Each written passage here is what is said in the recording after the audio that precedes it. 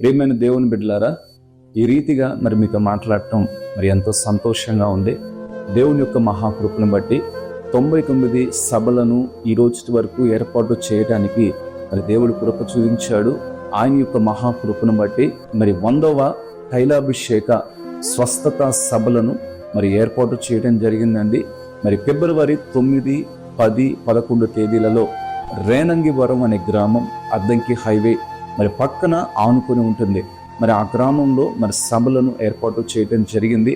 మరి ఆ 3 రోజులు మీరు పాల్గొని దైవికమైన స్వస్థతలు, దైవికమైన మహిమ, దైవికమైన అభిషేకం, దైవికమైన పర సంబంధమైన రక్షణ మరి పొందుకోవలసిందిగా ప్రభుపేట మనవి చేస్తూ ఉన్నాం.